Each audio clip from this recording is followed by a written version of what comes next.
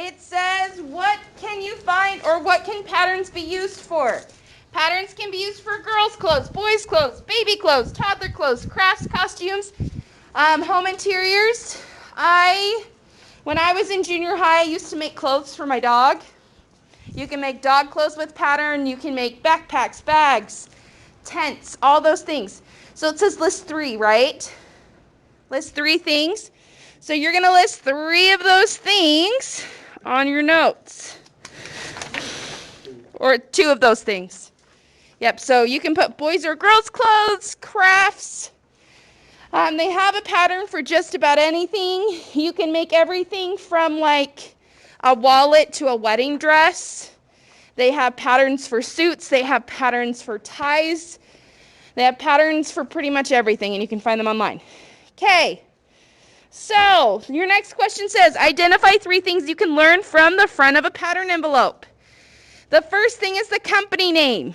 Okay, there are several company names that are pretty prominent. We see a lot of Simplicity, McCall, Vogue is one. Sewing for Dummies is a pattern company. Quick Sew. So the front of your pattern is going to tell you what company it is. The next thing it's going to tell you is the size. So some patterns, excuse me, wow. Some patterns will have just one size. Some will be extra small to triple XL. Some will just be small to large. Okay, so you want to make sure that you're buying the correct pattern. And with patterns, we don't have a standard size setting. So if you're like a large at Walmart, you might be an extra large or a small in the pattern. So we go off measurements, not off sizes. Okay, all right. So variations of that pattern. So that's the third thing. So what can we make from this pattern? What do you see? A robe, good. Pajama pants, pajama shorts. The shirts, short sleeve and long sleeve, and slippers. You can make shoes. Pretty cool. So what can you find on the back of the pattern envelope? So A through G. Illustration. So it's going to show you the back side of the pattern, or back side of what it looks like. It's going to give you a garment description. It's going to describe what it makes. It's going to give you suggested fabric.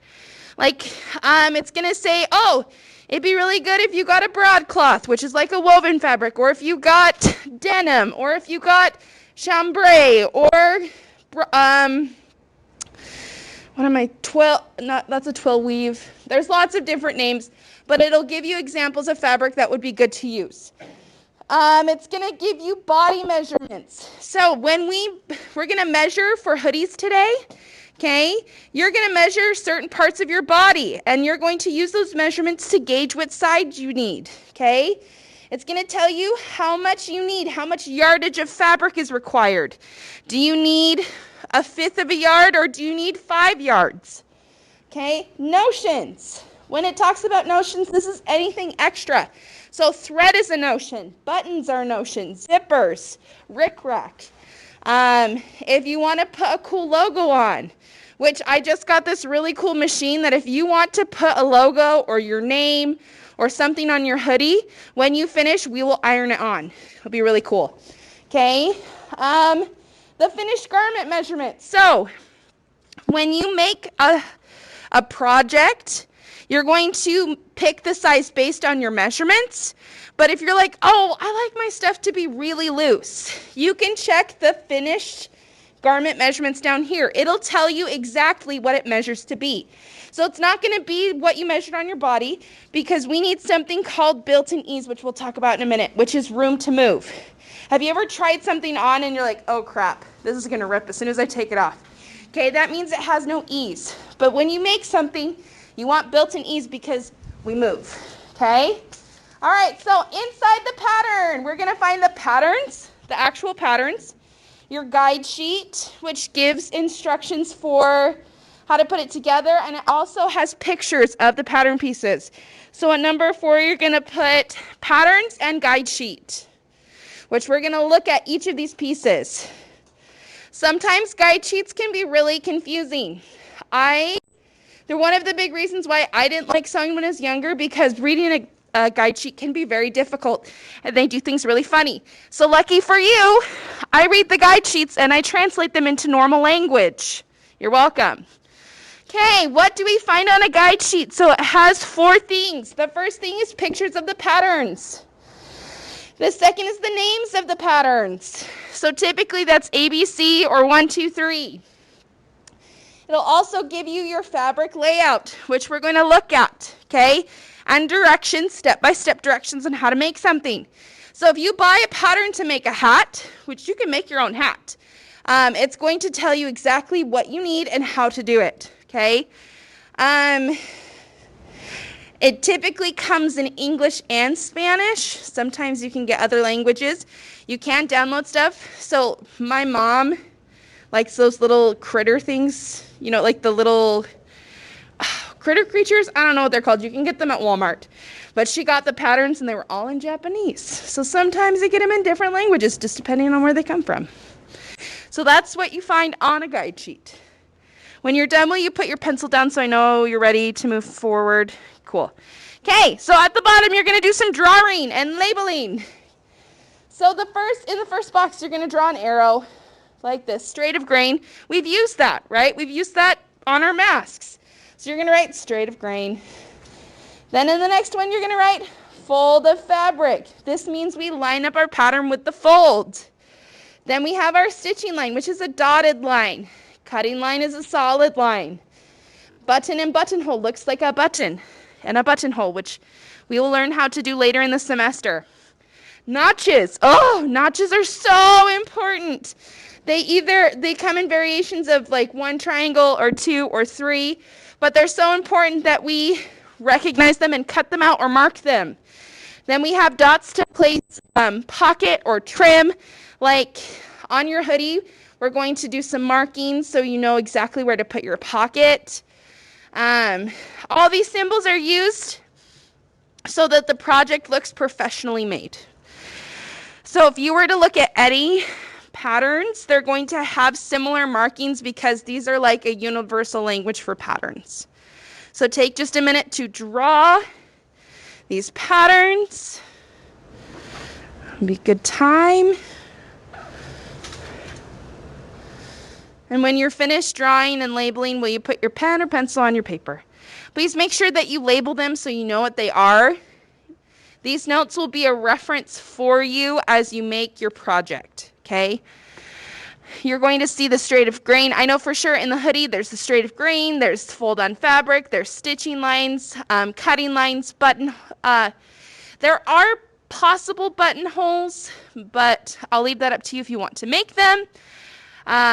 Matching notches to the pattern pieces, and then, yeah, I think that's all. And there are dots for placing the pocket. So I'm going to give you just a minute to copy this, and I'm going to grab something out of the sewing lab real quick.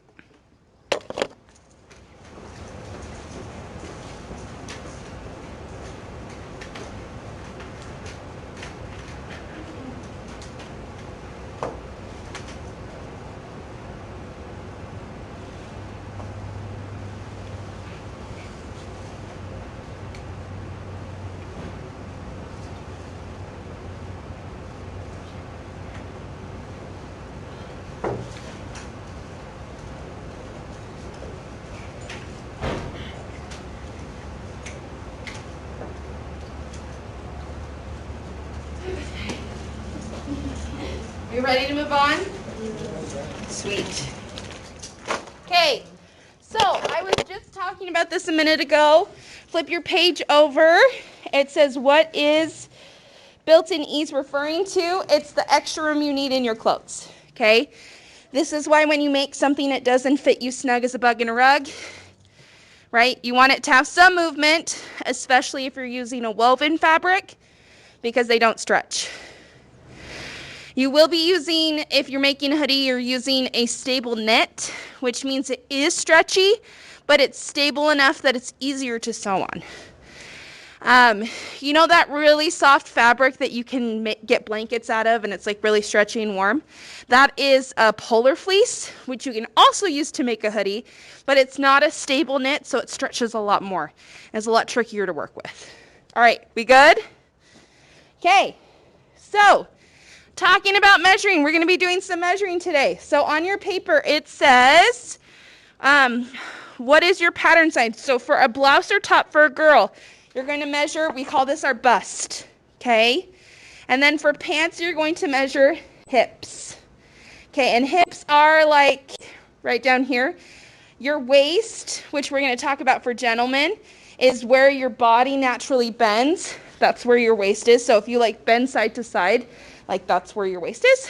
For the gentlemen, we have for your shirts, we're going to measure your sleeve length. So that's from like this little bone on your wrist up to, if you go up to your shoulder, you'll find there's a little dent where your arm meets your shoulder socket. Okay, and we measure from there to the bone on your wrist.